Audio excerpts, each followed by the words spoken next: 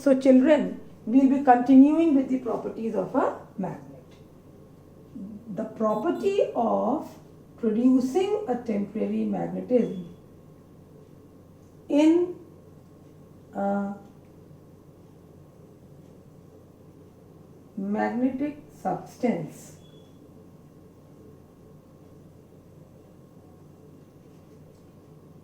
when brought near a magnet is known as magnetic induction.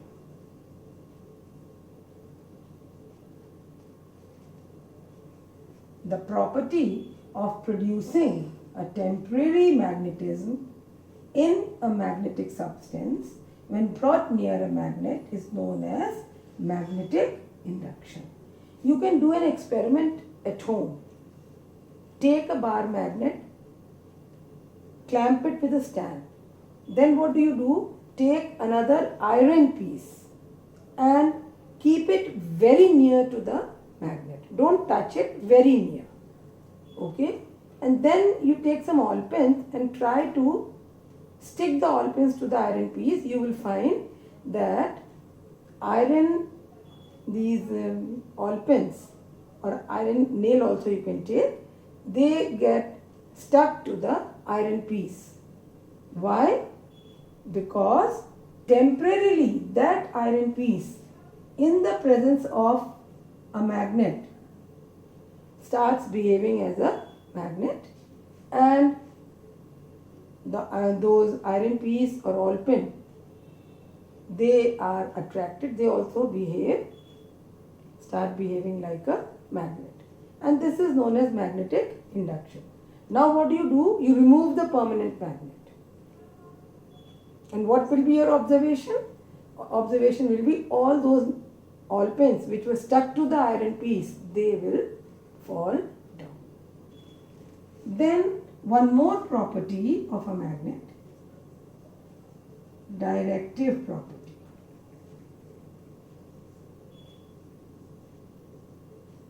It means that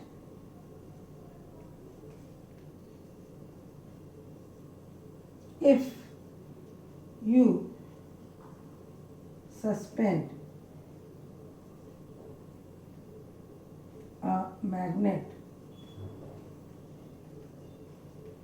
let's say a bar magnet,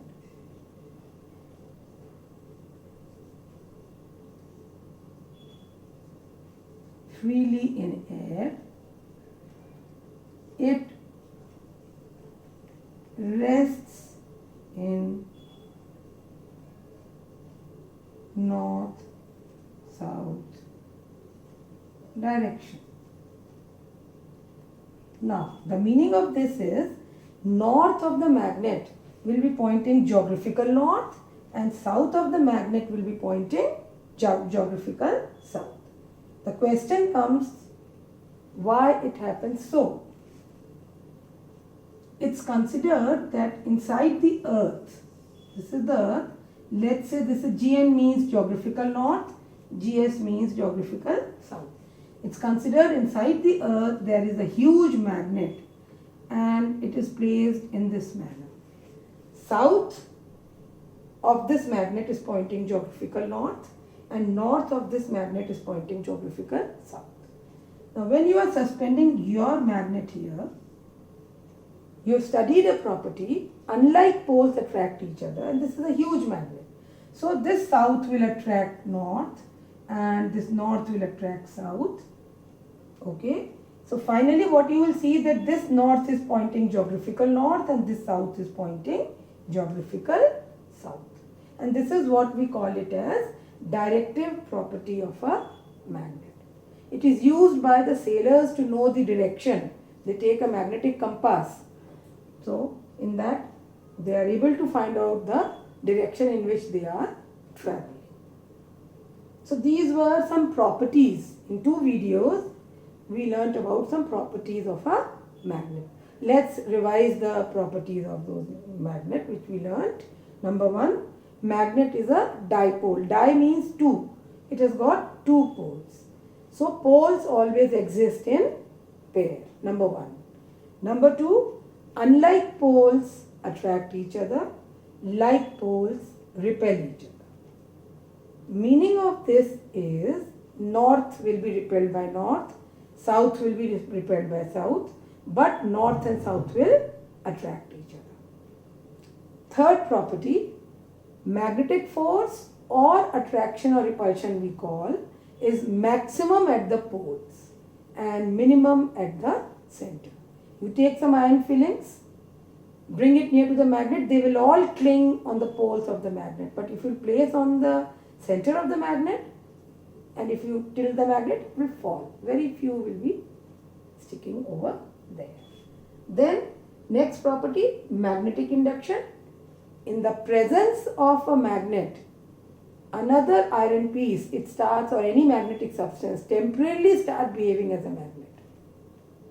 And this phenomena we call it as magnetic induction. The moment you remove that permanent magnet, then again it will become only a magnetic substance or an iron piece.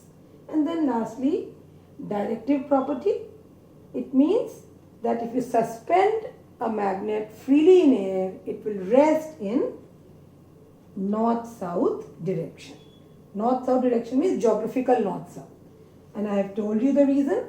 Inside the earth, it is assumed there is a huge magnet whose magnetic south is towards geographical north and magnetic north is towards geographical south.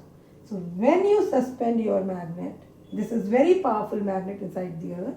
When you suspend this magnet, as you have learnt, unlike poles attract each other. So this north of our magnet which we have suspended is attracted towards the south, and hence we see that north points geographical north, south points geographical south. Thank you.